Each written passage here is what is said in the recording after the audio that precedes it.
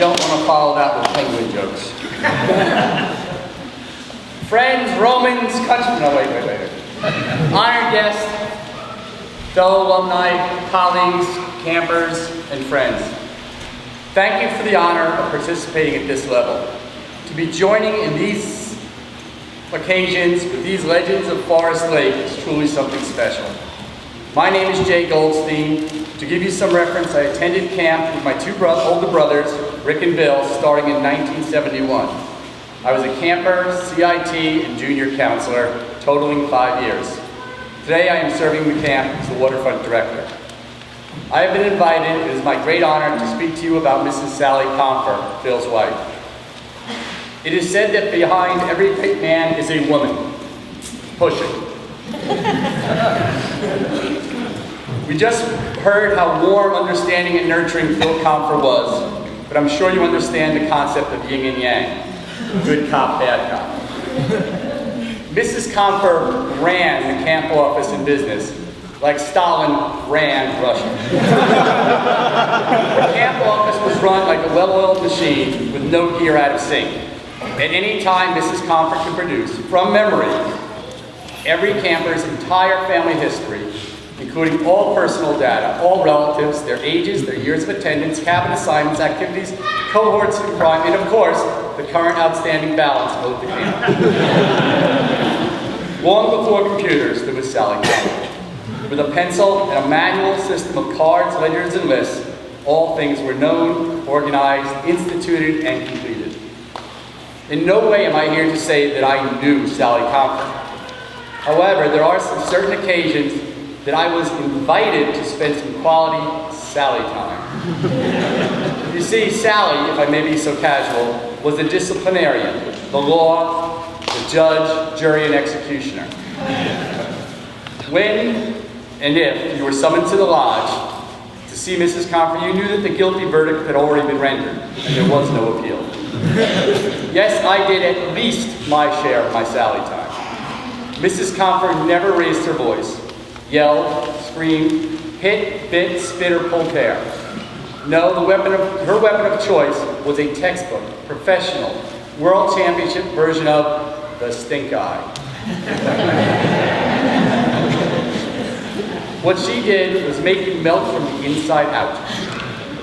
Sally simply made it clear that any dissatisfaction in our personal shortcomings or poor choices should be recognized by us from within ourselves.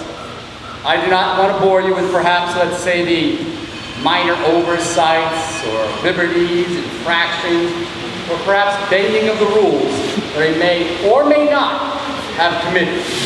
But when a canoe was found sticking out of the window of the Boys Hill office and the office was wrapped in toilet paper, or when the stuffed eagle from the fireplace mantle of cabin 13 somehow became nailed to the top of the flagpole, or when the soccer nets ended up swimming in the crib area of the lake, or when the water trough from the horse stables made its way up to the senior assembly area, or when the morning revelry bugle tape was replaced by a recording of the Country Joe fish cheer from Woodstock, or even the misunderstanding when I borrowed the assistant nurse's car to take the other 15-year-old CITs out for an evening of fun.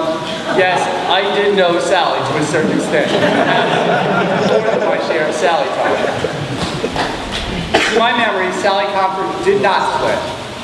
No mosquito would dare approach. She only used a pencil, never had a hair out of place, did not waste anything, including words. I am told that she did smile. And that was evidently caught on film. Imagine, if you can, the consummate schoolmarm with control, an instant and unerring total recall. Although vast and intimidating, there was also something very comforting knowing that everything was taken care of completely and correctly. This summer I am residing in the upstairs apartment of the lodge. As you guessed it, right where Sally and Phil live. This fact haunts me every evening as I ascend the stairs. In those days we walked by the lodge, we spoke in hushed tones because we knew the Confers were in there. This was not out of fear, but out of reverence and respect. We all knew that Sally cared for each and every one of us. She was firm with us for our own good, because she wanted each of us to be the best that we could be. She's scared because she cared. I realize these are the memories of a teenage kid from a different time and different place. Perhaps she was doing the best anyone could possibly do as surrogate mother to over 300 adolescent boys running free in the woods. Although not able to join us at camp today, my best wishes and prayers go out to Mrs. Confer, knowing my only true regret is that she's not able to see the man I've become. Or to meet my children, Penelope and Pickle, who could certainly use some quality separate time. Thank you.